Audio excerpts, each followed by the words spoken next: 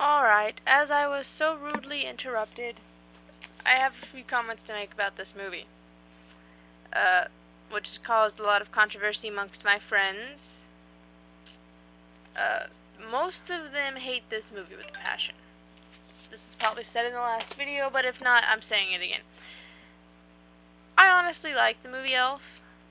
I don't have any reason why I do, but I do. And, I thought it was a funny movie. Yeah, it was completely idiotic, but it's Will Ferrell. Just like Adam Sandler, a lot of their movies are completely idiotic, but they're hilarious to watch. I mean, seriously, you can't tell me you've never just sat down and watched what? 8 Crazy Nights? I know it's an animated Adam Sandler, but it's Adam Sandler. And not thought it was completely idiotic, but at the same time, loved watching every minute of it. Just for the simple fact that it made you laugh, or it brightened your day just a little bit, or it had something so completely disgusting on it that you just kind of pissed yourself laughing. British terms. But yeah, I mean, seriously, what's wrong with the movie Elf? I'm not really sure why. Well, according to them, it's stupid, and it makes no sense. And he acts like a child the whole movie, but that's kind of the point. Dude's got issues. We'll just put it like that. But I don't honestly see anything wrong with it. Yeah. Let's see, what else do I have? Over the Hedge.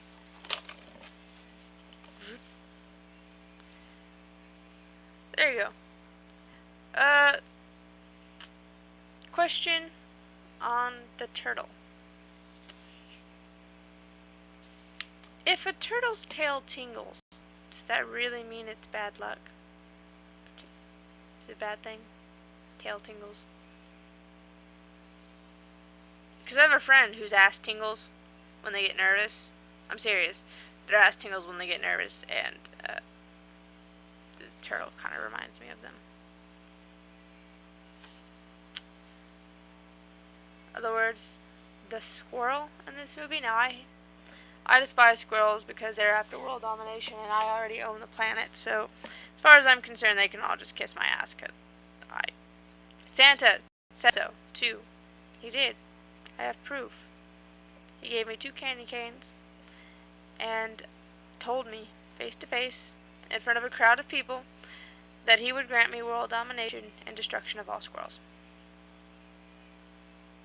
Maybe not the destruction of all squirrels, but he did say those, because that's what I asked for.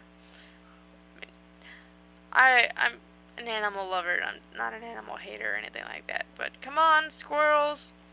I cannot tell you how many times I got in trouble at college because of a squirrel. Like, for instance, this squirrel decided it would just sit in the tree above me, the little pine tree above me, and throw a pine cone at me. I'm serious. It threw a pine cone at the back of my head. So I spun around, I'm looking, and I see the squirrel, and it's chattering, and it's picking up another pine cone, and it throws it at me, which is how I knew the squirrel did it the first time. So I grab one of the pine cones that's on the ground, fling it at the squirrel. The squirrel scrambles around to the other side of the tree, and my pine cone hits one of the security officers that poses as campus police.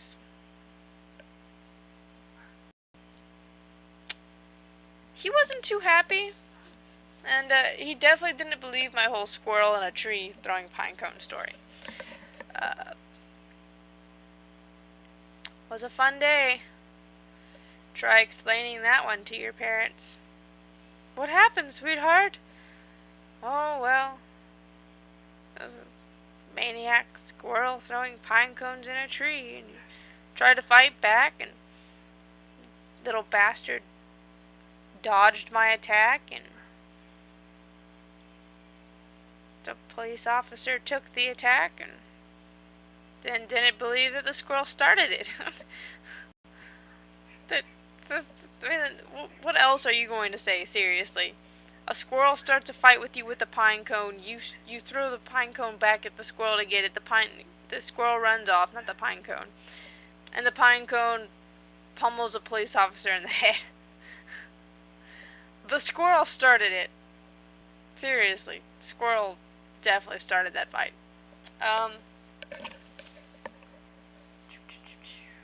Oh, if you have never read this book, Ask a Ninja presents the Ninja Handbook, then you are a sad person, and you need to go get this book, and you need to read it. You need to read it, and you need to watch him, because he's awesome. Amazingness.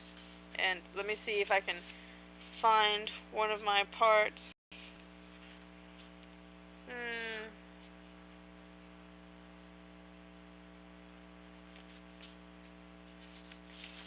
Well, I suppose I could always tell you this story. Let's see. Alright, yeah.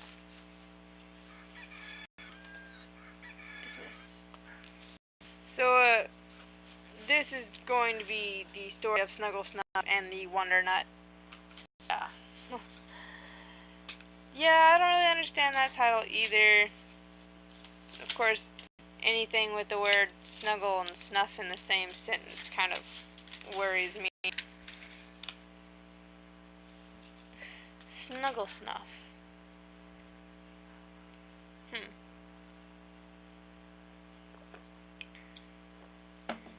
Sorry, medicine. I have a bit of a cold. So, Snuggle Snuff and the Wonder Nut. And let me read the part just beneath it, just so you understand. You have experienced much along the path and may be losing your sense of trust. That's a good thing. A ninja trusts no one but himself. Friends, family, and partners are all valuable elements of life as long as you realize that there may come a day when you have run them through with an ore cleaver. Trust is a big idea, but, like most big ideas, it's best expressed through a simple children's story. Which brings us to Snuggle Snuff and the Wonder Nut. Once upon a time, there was a little ninja rabbit named Snuggle Snuff. One day, while coming home from eviscerating a goofy fox, Snuggle Snuff saw a bright light coming from a dark cave. When Snuggle Snuff hopped in to investigate, he found the magical Wonder Nut of Copy. When he showed his new prize to the old and wise Professor Carrot, he was told that whoever possesses the Wonder Nut will have unimaginable wealth and an eternal kick-assitude. Eternal kick-assitude. Soon all of the other bunnies became jealous of Snuggle Snuff. They coveted his Wonder Nut and looked at him funny. This made Snuggle Snuff unable to trust anyone. So, he brutally slew everyone in Hoppy Town and lived happily ever after. And I have to show you this picture, and I hope it shows up. That is Snuggle Snuff and a bunch of dead bunnies and his acorn. Because they're awesome. Yes, I'm serious. Snuggle Snuff did, in fact, destroy everybody. It's true. It's very true. Let me see. Let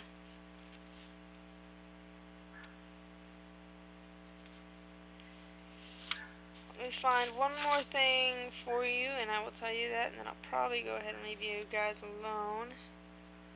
There's a lot of, this whole book is hilarious. There's another one I want to go ahead and read.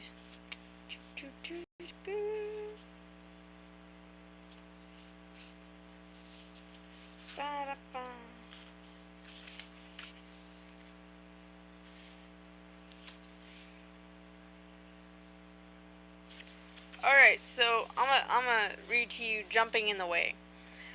Jumping in the way is not the exact opposite of jumping out of the way. The key idea to remember here is that as you enter the way, you still want to land in a position of balance and power. Basically, you don't want to jump into death. Jumping in the way is a time-honored technique used only by the bravest and most highly trained ninjas. The warm-up. Dress in a fluorescent pink skin-tight leotard and stand at the entrance of Costco on a Saturday morning. Using small, focused hops, jump into the way of everyone who tries to enter the superstore. If you are already a fairly experienced jumper, try the same exercise at the entrance to Grand Central Station or U concert. That could be a little dangerous. Workout. Obviously, it would be quite silly to use a 5-headed feral fairy to work on this technique. Instead, you will need a vampire. Step 1. Piss off a vampire. Shouldn't be hard. Most of them have egos the size of Transylvania. Step 2. Invite the ornery bloodsucker to a large, relatively empty room, high school gymnasiums, or the floor of Congress works night. Step 3. Turn off all of the lights and jump into the way of the vampire's shadow. Vampires are one of the few creatures that only have shadows in the most pitch black. You will really have to focus your jump to land safely between the vampire and the shadow. Vampires are quick and have very finely tuned-in senses for the undead. Your goal is to land ready to fight the shadow, but completely undetected by the vampire. Yeah. I'm sorry, I just love this book. I do. There's just so much in this book that makes it funny.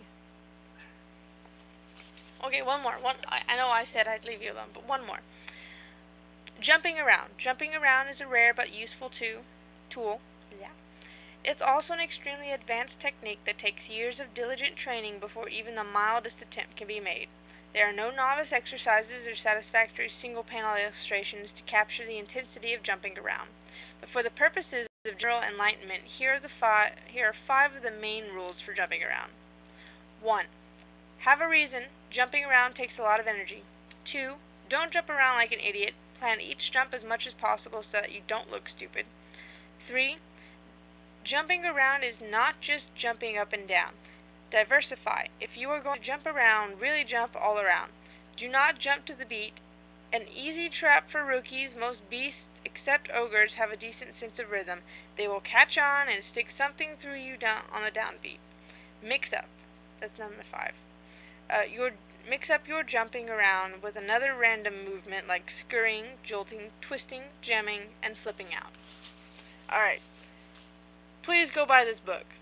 I'm serious. This is an awesome book. If you don't have it and you've never read it, you need to go get it now. Now. Barnes & Noble sells it. It does. And so does the Ninja website. It does. Yes. I love this book. God, I do. It was totally worth everything. But, alright. This is the end of part 2. I hope you've enjoyed our segment for today, and I would like to thank you for joining us. Have a nice day now. Bye-bye. Bye-bye now.